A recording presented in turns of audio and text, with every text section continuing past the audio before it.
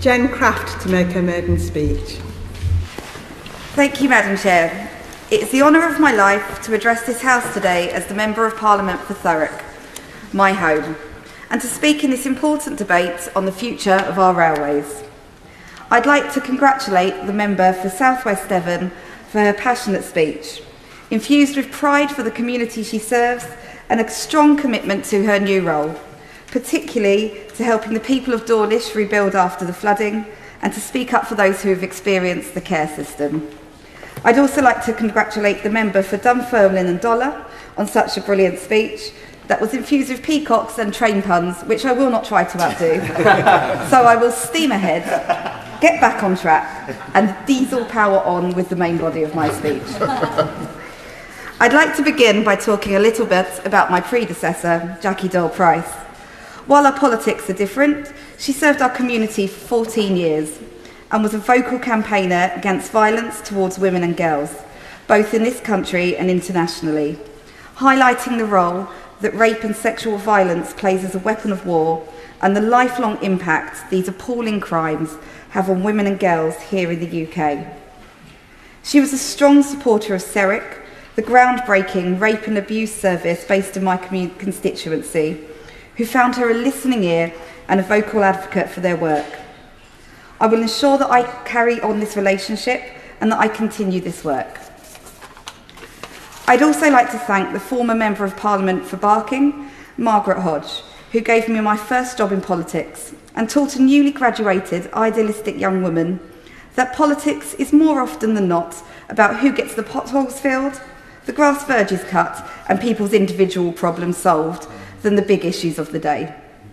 Moreover, she taught me that being a visible, vocal advocate for one's constituents is the fundamental job of being an MP. In doing so, she defeated the extremists of the British National Party by demonstrating that politics can be a force for good. Work I was extremely proud to play a part in at the time, and something that I will continue to take forward to counter the threats from extremism and populism that our communities face today. She has also shown kindness and support, as I, like many others in this House who are new, struggled to navigate the early days of this unique role. It is an incredible privilege to have the honour of representing my home in this place. Thurrock has had representation from across this House since its creation in 1945, but this is the first time that someone born there has addressed you as the Member of Parliament for Thurrock. Madam Chair, I am that much unfairly maligned of creatures, a true Essex girl. And while I prefer Dr. Martens to white stilettos, I am extremely proud of the county of my birth and the history of our community and the people who live there. Thurrock has a fighting spirit, playing an important role in the decoy operations prior to the Normandy landings in the Second World War, and provided a muster and departure point for those leaving to take part in the D-Day operations. Several hundred years earlier, Tilbury is where Queen Elizabeth I rallied her troops before fighting the Spanish Armada, famously declaring, "I know I have the body of a weak and feeble woman, but I have the heart and stomach of a king, and a king of England too." The Empire Windrush landed at Tilbury Docks in 1948, bringing those who answered the call to help restore and rebuild our country after the Second World War. A permanent exhibition, Tilbury Bridge Walkway of Memories, is a moving testimony to those who came, but unfortunately is currently closed as a side effect of the Tilbury to Gravesend ferry ceasing to operate for the first time in nearly 600 years. Something for which myself and the Member for Gravesham are determined to rectify.